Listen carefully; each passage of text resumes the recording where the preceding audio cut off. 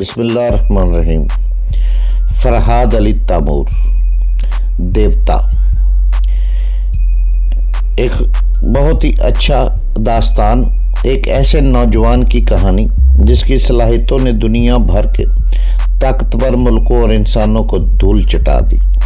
اپنے ملک کی بقا کے لیے پوری دنیا سے لڑ گیا، جہاں گیا اپنے نام کا سکہ جمایا۔ جسے بچپن میں نہ ماں کا پیار ملا نہ باپ کا، جو ماں کی گود کو ترستا رہا، جسے نفرت ہی نفرت ملی۔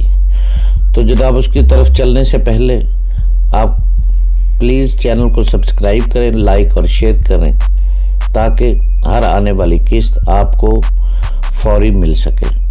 دیوتا فرحاد علی تیمور، قسط نمبر 169 اس وقت فیصلہ کرنا مشکل تھا، اور زندگی کے فیصلے اپنی مرضی کے مطابق کہاں ہوتے ہیں۔ تقدیر درمیان میں آ کر اپنا فیصلہ سنا دیتی ہے۔ میں یہی سوچ کر رہ گیا۔ میں آزادی کے لیے جدوجہد کرتا تھا اور ان کے خفیہ پروگرام تک پہنچنا چاہتا تھا، کاروبار تک پہنچنا چاہتا تھا۔ اگر تقدیر نے میرا ساتھ دیا تو وقتی طور پر ان کے سامنے گھٹنے ٹیک کر ہی اپنا کام نکالنا ہوگا۔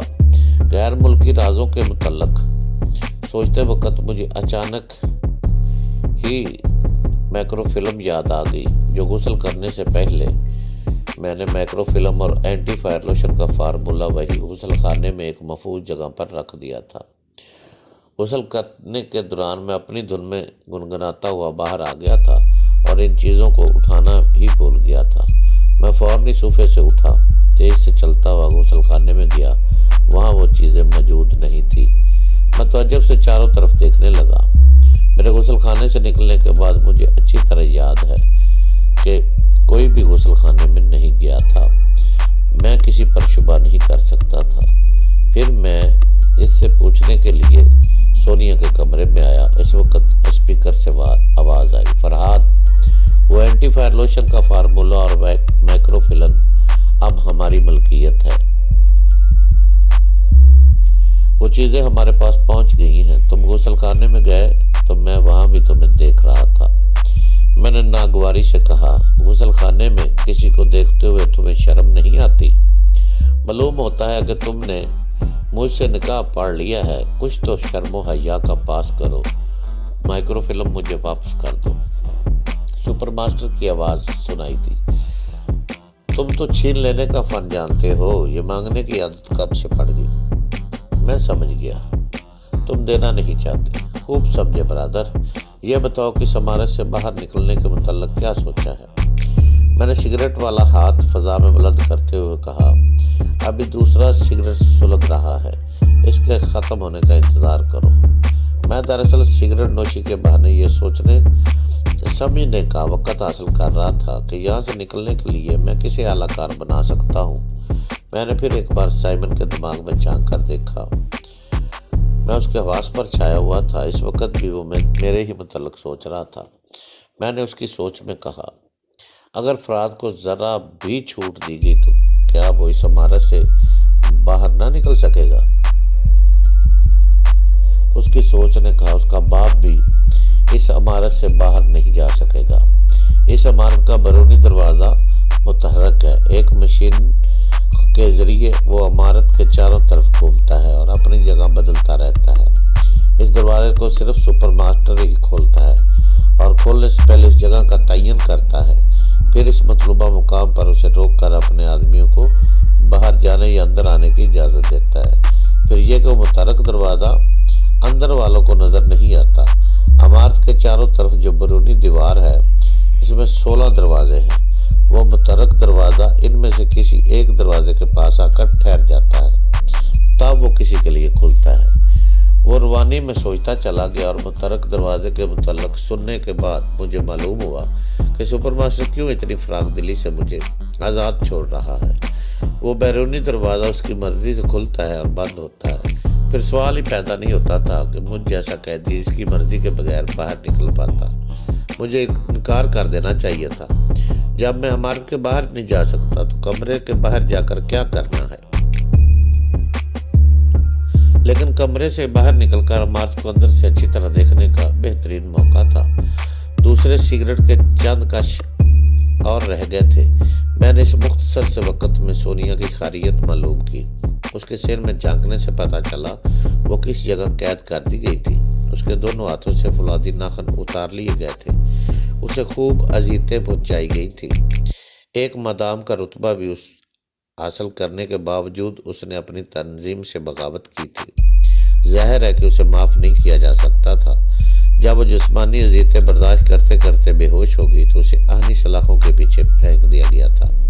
اب وہ ہوش میں آ گئی تھی اور بھوکی پیاسی گیلے فرش پر پڑی ہوئی تھی اور اپنے حلق اور سینے کو سلارتی ہوئی پانی کے لیے پکار رہی تھی۔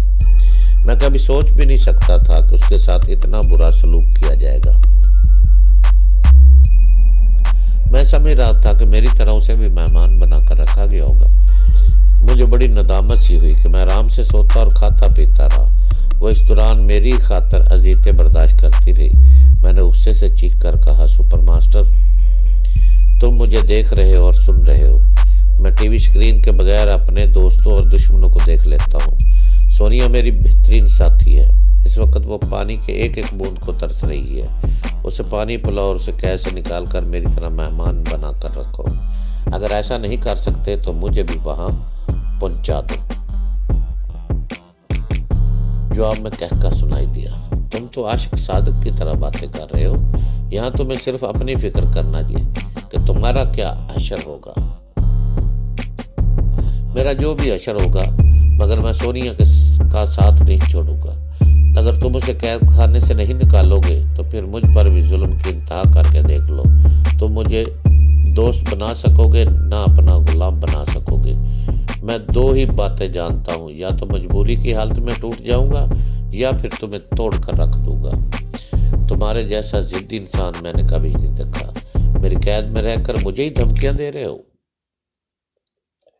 جب تمہیں اس بات کا یقین ہے کہ میں تمہارا ایک مجبور قیدی ہوں اور ہزار کوششوں کے باوجود اس عمارت سے نکل کر باہر نہیں جا سکوں گا، تو پھر ایک مرد کی طرح میری ذہانت کو آزماؤ، اور جب تک میں تھک ہار کر شکست تسلیم نہ کر لوں اس وقت تک سونیا کو کوئی سزا نہ دو۔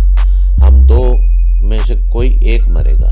جب تک موت کی یہ بازی جاری ہے اس وقت تک تم سونیا کو ایک معزز مہمان کی طرح نہ صحیح قیدی کی طرح رکھو۔ تھوڑی دیر تک خاموشی رہی، پھر آواز سنا، نائی دی، اچھی بات ہے، میں تمہاری بات مان لیتا ہوں۔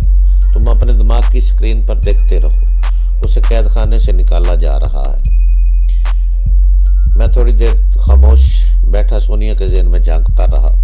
سپر ماسٹر نے اپنا وعدہ پورا کیا۔ جب سونیا کو پانی پلا کر آرام دہ کمرے میں پہنچا دیا گیا تو میں بھی اپنے کمرے سے نکل کر باہر آ گیا۔ باہر کوریڈور کے ہر بورڈ پر ایک ایک مسلح نوجوان مستعد کھڑے رہتے تھے۔ ان کے علاوہ جو مرد اور عورتیں نظر آ رہے تھے وہ مسلح نہیں تھے۔ شاید وہ سب دفتری اسٹاف تھے۔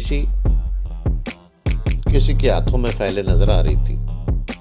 وہ ایک دروازے سے نکلتے تھے، پھر دور نزدیک کے کسی دروازے کے پیچھے گم ہو جاتے تھے۔ جب میں باہر آیا تو کسی نے میری طرف توجہ نہیں دی۔ سب اپنی اپنی جگہ مصروف تھے۔ سپر ماسٹر نے کہا تھا کہ عمارت کے اندر میں جہاں بھی جاؤں گا مجھے کوئی نہیں روکے گا۔ میں نے اس آزادی سے فائدہ اٹھایا۔ ایک راہداری سے گزرتے وقت جو پہلا دروازہ نظر آیا اسے کھول کر دیکھنے کے لیے میں نے بٹن دبایا۔ دروازہ کھلتے ہی جنت کا سا منظر سامنے نظر آیا۔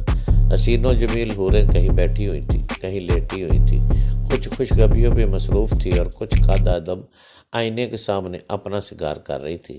مجھے دیکھتے ہی وہ کہکے لگاتی اور لہراتی پھر مجھے چاروں طرف سے گھیر لیا۔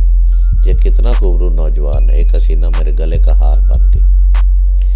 ہاں، اتنا اونچا قد ہے کہ تیر کی طرح دل میں اترتا ہے، دوسری حسینہ کہنے لگی۔ میں بکھلا کر انہیں دیکھنے لگا۔ وہاں جتنی عورتیں تھیں سب نے مجھے اپنی طرف کھینچنا شروع کر دیا۔ میں انہیں دھکے دے کر اوپر سے ہٹانے لگا۔ ان میں سے دو عورتیں میرے قدموں سے لپٹ گئی۔ ہم تمہیں جانے نہیں دیں گی، دائیں پاؤں سے لپٹنے والی نے کہا۔ اس کمرے میں بڑی مدت کے بعد ایک آدمزاد آیا ہے، میرے بائیں پاؤں سے لپٹنے والی نے کہا۔ تیسری نے میری گردن میں باہیں ڈال دی۔ یہاں رہ جاؤ، ہم سب تمہیں ایک ایک گھنٹے کے لیے بانٹ لیں گی۔ میں نے چیخ کر کہا، یہ کیا بےہودگی ہے، دور ہو جاؤ مجھ سے ورنہ میں ہاتھ اٹھانے پر مجبور ہو جاؤں گا۔ मगर वो सब जोंक की तरह लिपटी जा रही थी। मुझे मजबूरन हाथ उठाना पड़ा और एक एक को धक्के देकर अपने से दूर किया। पैरों से लिपटने वालियों को ठोकरों से उड़ाया, फिर वहां से भागता हुआ कमरे से बाहर दोबारा कॉरिडोर में आ गया। कमरे का खुदकार दरवाज़ा बंद हो चुका था। मुझे लगा, तौबा तौबा, ये औरतें थी या बलाएं? हाथ धोकर पीछे पड़ गई थी। सुपरमास्टर ये तमाशा भी स्क्रीन पर देख चुका था। वो कमबख्त मुझे तमाशा बनाकर तफरीन वक्त गुजार रहा था। मैं आगे बढ़कर कॉरिडोर से गुजरने लगा। आगे कमरा था। मैंने बंद दरवाजे के सामने रुक कर सोचा कि इस कमरे में क्या हो सकता है। सुपरमास्टर तफरी के मूड पे था। हो सकता है कि उस कमरे में भी उसने मेरे लिए औरतों की एक फौज रख छोड़ी हो, मगर मैं हर कमरे में झांक के ये देखना चाहता था आखिर इस इमारत में इतने कमरे क्यों बनाए गए हैं और वहाँ क्या होता रहता है। मैंने दीवार पर लगा हुआ बटन दबाया तो दरवाज़ा खुलता चला गया। पहले मैंने बाहरी से देखा। कमरे के अंदर एक बड़ा सा पलंग नजर आया। पलंग के सराहने वाली मेज पर एक गेंद की तरह सुर्ख रंग का बल्ब जल बुझ रहा था और इस बल्ब के पास रखे हुए स्पीकर से आवाज़ आ रही थी, हेलो हेलो 692 स्पीकिंग ओवर। ऐसा मालूम होता था कि कोई इस कमरे में बैठा हुआ ट्रांसमीटर पर गुफ्तगू कर रहा है, मगर वहाँ कोई नहीं था। खाली कमरे को देखकर मेरा तजस्सुस बढ़ गया। मैंने इधर उधर कॉरिडोर में देखा, फिर आहिस्ता आहिस्ता कदम बढ़ाता हुआ कमरे में दाखिल हो गया। अंदर आते ही दरवाज़ा खुद ब खुद बंद हो गया। मैंने पलट कर दरवाजे की तरफ देखा। दरवाजे की दूसरी तरफ दीवारों से 6 अदद नेग्रो औरतें हाथों में नेज़े लिए खड़ी थी। मैंने वापस जाने के लिए कदम बढ़ाया तो एक नेज़े की अन्नी मेरे सीने पर आकर ठहर गई, दूसरी मेरी गर्दन पर आई। फिर देखते ही देखते चारों तरफ से नेज़ों के जाल में फंस गया। सुर्ख बल्ब अभी जल बुझ रहा था। स्पीकर से आवाज़ आ रही थी, हेलो हेलो 692 स्पीकिंग, मुर्गा फंस गया है, ओवर। मैं घूर कर इन स्याफाम औरतों को देखने लगा।